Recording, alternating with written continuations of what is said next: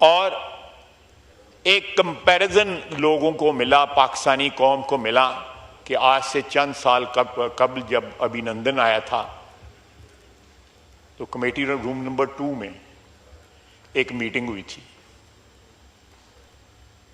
और 1.5 घंटा हम वहाँ पे बैठे रहे कि वज़ीर आज़म साहब आए उस वक्त के और कोई फैसला हो।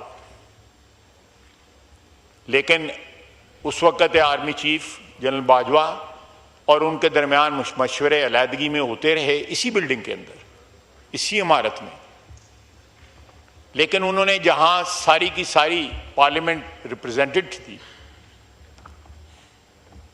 असद कैसर साहब भी वहां पे मौजूद थे, उन्होंने उसमें शिरकत से, लेकिन फैसला जो है जो कुछ हुआ वो आपके सामने है।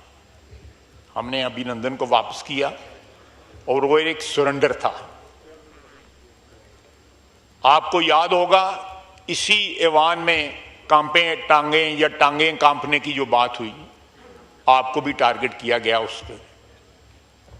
ये सारा तारीख है और हम उस तारीख पे उस वक्त भी शर्मिंदा हुए, आज भी शर्मिंदा है कि आर्मी चीफ और उस वक्त के वजीर आजम ने मिलके कौमी वकार को ठेस पहुंचाई और जो फतह उस वक्त एयरफोर्स ने हासिल की, एक जहाज जो है पाकिस्तानी स्पेस को जिसने वायलेट किया उसको गिराया और उसके पायलट को हमने गिरफ्तार किया।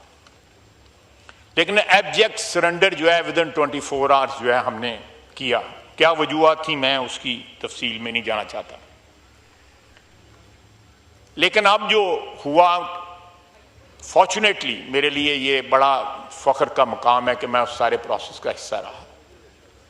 जिस तरह बुलंद हौसले ने, मैंने दोनों सिचुएशंस देखी ना, उस वक्त जनरल बाजवा साहब का और वज़ीर आज़म का भी हौसला देखा उस वक्त के, और इस वक्त भी मैंने हौसले देखे अपनी अफवाज के जो चीफ थे तीनों के, उनके हौसले देखे। उस रात जो है आधी रात को ये फैसला हुआ कि हमने रिएक्ट करना है, रिटेलिएट करना है, जवाब देना है। फजर के बाद 2-2:30 बजे फिर इंडिया ने हमला किया और फिर उसको जवाब दिया गया जो फैसला कुन था। किसी मरहले पे ये 10, 15, 20 रोज के अंदर जो भी मुद्दत गुजरी,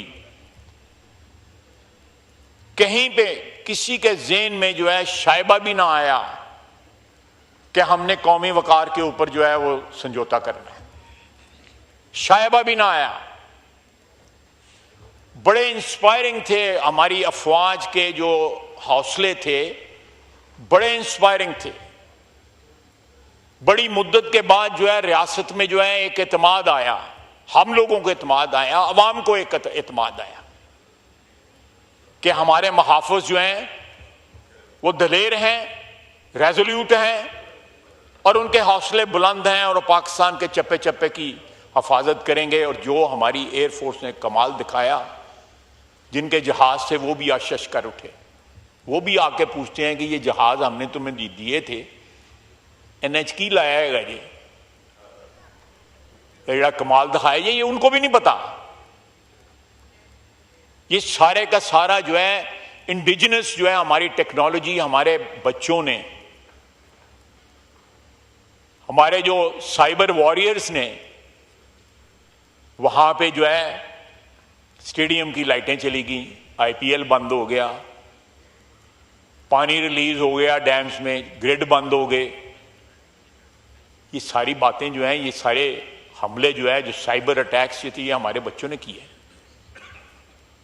हमारे जवानों ने किए, साइबर वॉरियर्स ने किए।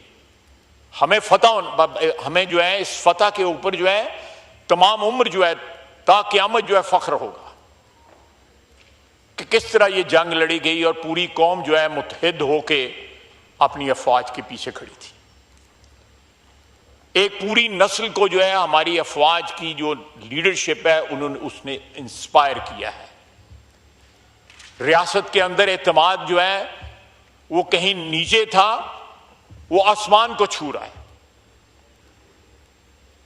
जनाब स्पीकर, बजट के दिन है,